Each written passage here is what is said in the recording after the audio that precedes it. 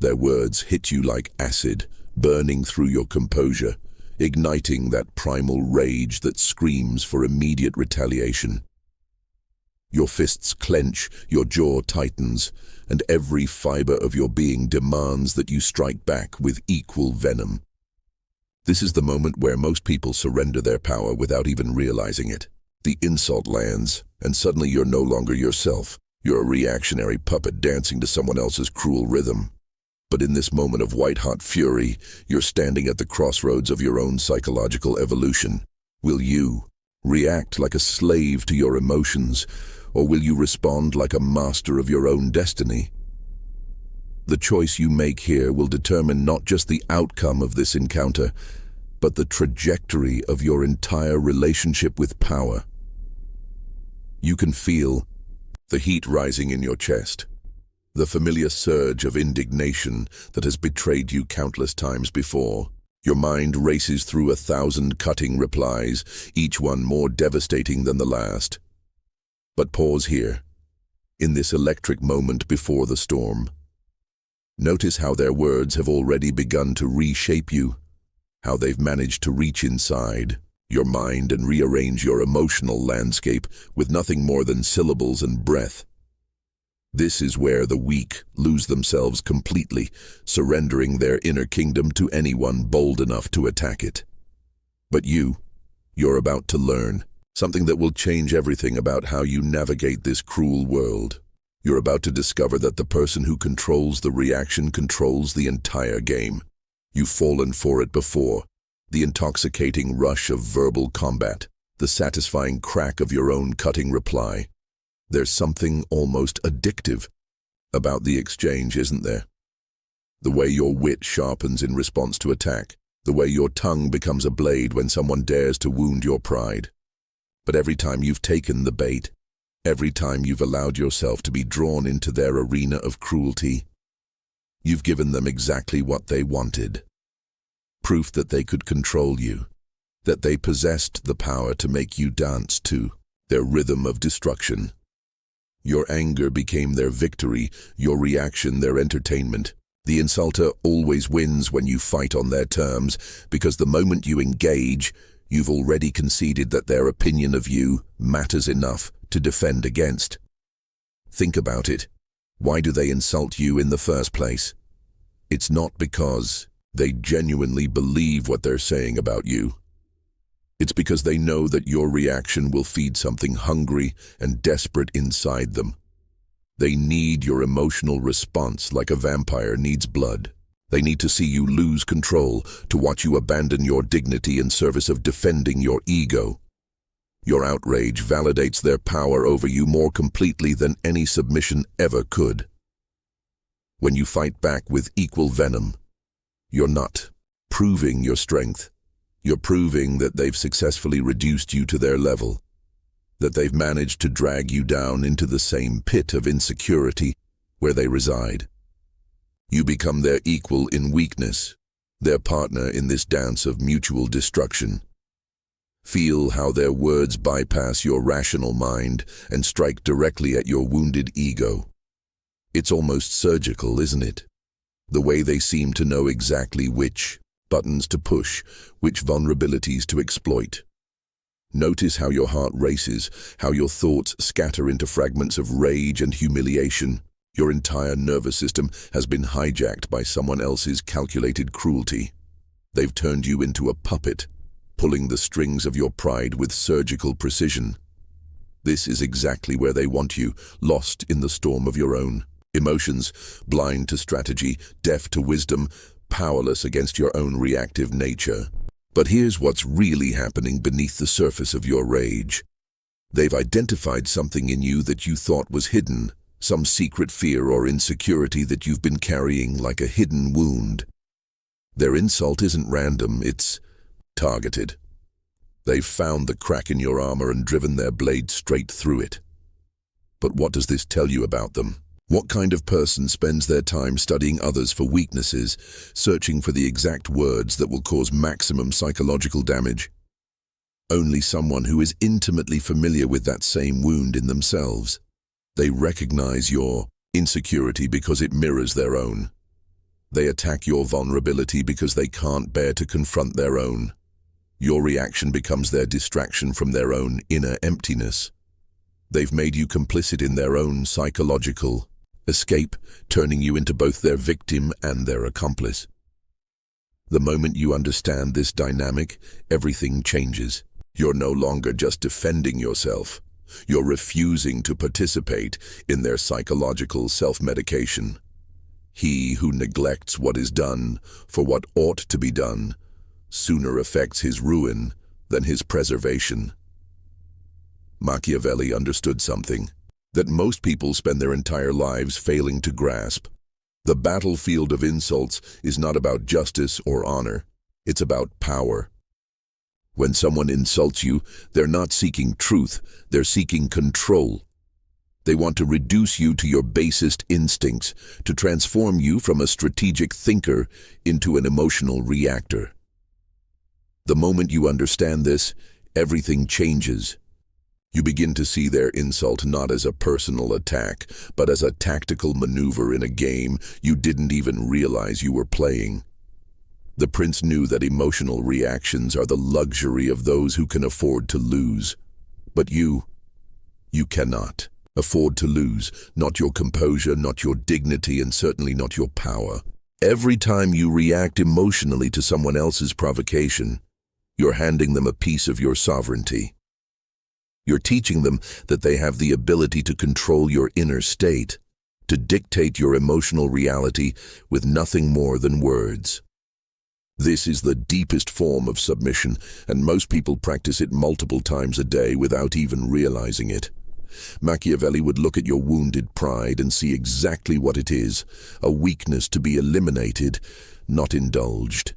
He would see your need for others' approval as a chain around your neck, one that any clever manipulator could use to lead you wherever they wanted you to go. The path to true power begins with the recognition that your emotional reactions belong to you alone, and that surrendering them to others is the fastest way to ensure your own psychological destruction. Watch what happens when you refuse to give them the reaction they crave. The silence that follows their insult becomes pregnant with possibility, heavy with the weight of their unmet expectations. Your silence becomes a void they cannot fill, a mystery they cannot solve.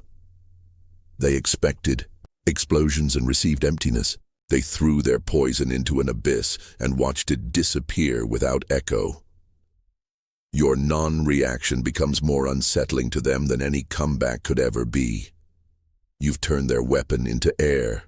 They stand there waiting for the familiar dance of retaliation, but you've left them standing alone on an empty stage.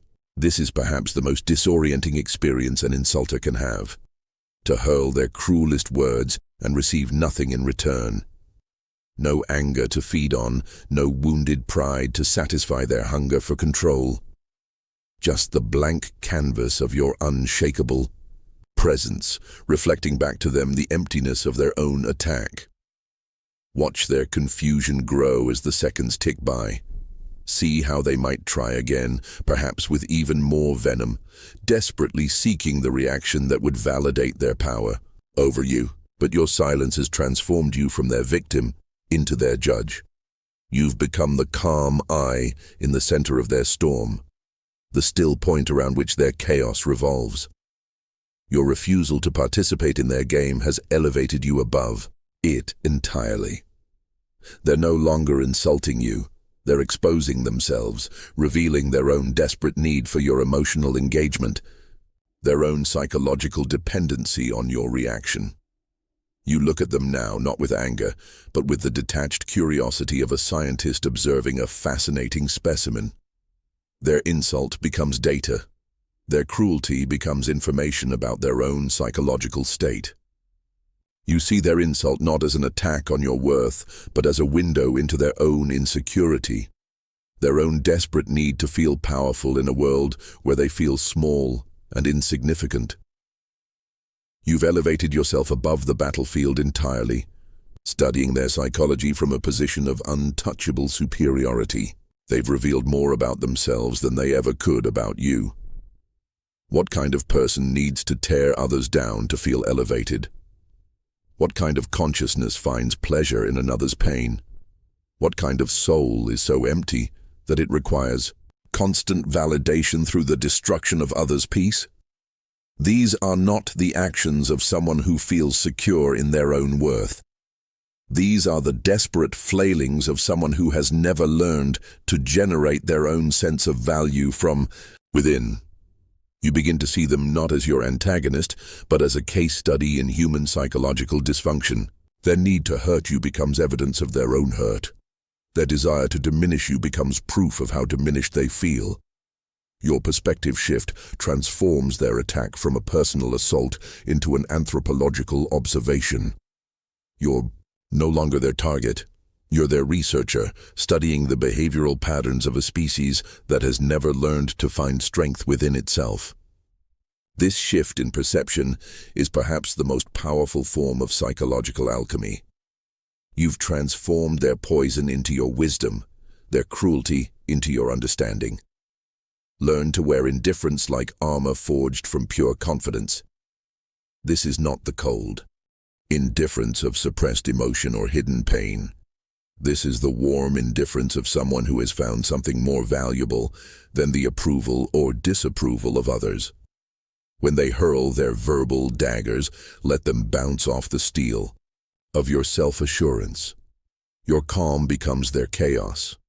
Your composure exposes their lack of control.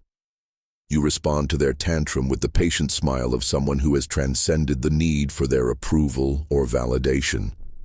You've become immune to their psychological manipulation because you've built your sense of worth on foundations they cannot touch. This is not about becoming cold or heartless. This is about becoming selectively permeable, allowing in only what serves your growth while filtering out the toxicity that others try to force into your consciousness. Your indifference becomes a form of self-respect so complete that their opinion of you becomes as irrelevant as the chirping of insects. They can buzz around your presence all they want, but they cannot penetrate the fortress of your own self-knowledge. You've reached a state where their words literally cannot reach you because you've stopped giving them permission to define your reality. This indifference is not passive. It's actively powerful. It's the conscious choice to remain centered in your own truth regardless of the psychological weather patterns swirling around you. You've learned that your emotional state is your domain alone, and that anyone seeking to trespass there without permission reveals nothing more than their own inability to manage their own inner landscape. When you must respond, use their own energy against them. This is the art of psychological jujitsu, redirecting their force back upon itself until their attack becomes their own defeat. Acknowledge their words with such gracious acceptance that you rob them of their sting. Thank them for their insight with such genuine appreciation that you transform their attack into a compliment. Thank you for sharing your perspective. It's always interesting to learn how others see the world. Watch their confusion as their poison is transmuted into politeness. Redirect their hostility into an opportunity to showcase your character. You've taken their sword and turned it into a mirror, reflecting their ugliness back to them while maintaining your dignity. The beauty of this approach is its complete disarmament of their psychological weaponry. They came to wound you, but instead they find themselves facing their own reflection in the mirror of your grace. Their cruelty bounces back to them multiplied, while you remain untouched by its original intent. This is not about being fake or manipulative. This is about being so genuinely centered in your own worth that you can afford to be generous even with those who wish you harm. Your response comes from a place of such deep security that you can transform any interaction into an opportunity to demonstrate your character. They wanted to drag you down, but instead they've given you a platform to rise. They wanted to diminish you, but instead they've created a stage for you to showcase the very qualities that make you unbreakable. Nothing destroys an insulter more completely than your refusal to be destroyed. Your grace in the face of their cruelty exposes the stark contrast between your character and theirs. Every witness sees not your humiliation, but your elevation. They wanted to drag you into the mud, but instead, they've highlighted your ability to stand above it. Your dignity becomes their shame, your composure their condemnation. This is perhaps the most devastating response of all, not because you've attacked them, but because you've made their attack irrelevant. You've demonstrated that their words have no power over your inner state, that their opinion holds no weight in your internal economy of self-worth. The audience to this exchange, whether physical or metaphorical, sees the truth immediately. One person trying desperately to wound another, and that other person remaining completely unmoved by the attempt. The contrast is so stark that no explanation is needed. Your character speaks louder than any words you could have used to defend yourself. They've provided the perfect backdrop against which your strength can shine. Their darkness makes your light more visible, their chaos makes your peace more apparent. You've won without fighting, triumphed without engaging in battle. This is the victory of the truly strong, not the strength that comes from conquering others, but the strength that makes conquest unnecessary. While they burn bridges with their desperate need to wound others, you're building an empire of respect through your restraint. People remember not the insults thrown at you, but how you handled them. Your reputation grows stronger with every attack you absorb without retaliation. Every provocation you meet with wisdom instead of weakness. You're playing chess while they're playing checkers, thinking in decades while they're trapped in moments. This long-term perspective is what separates the truly powerful from the temporarily loud. They're focused on winning this conversation, while you're focused on building a lifetime of credibility. They're burning their social capital for the momentary satisfaction of inflicting pain, while you're investing yours for compound returns over time. Every person who witnesses your grace under pressure adds another voice to the chorus of your reputation. Every moment where you choose wisdom over ego becomes a building block in the monument of your character. You understand that true power is not taken. It's earned, moment by moment, choice by choice, response by response. The person who maintains their dignity in the face of attack demonstrates a form of strength that cannot be faked or borrowed. It must be cultivated through repeated practice, through the daily choice to remain centered in your own truth, regardless of how others try to shake you. This is the difference between those who rise and those who fall. The ability to think beyond the immediate moment, to see each interaction as part of a larger pattern, each choice as a contribution to the person you're becoming. You've learned to alchemize their poison into your strength. Each insult becomes proof of your ability to remain centered under pressure. Each attack confirms your capacity to maintain dignity when others lose theirs. You've transformed from someone who feared their words into someone who welcomes them, as opportunities to demonstrate your mastery over your own emotions.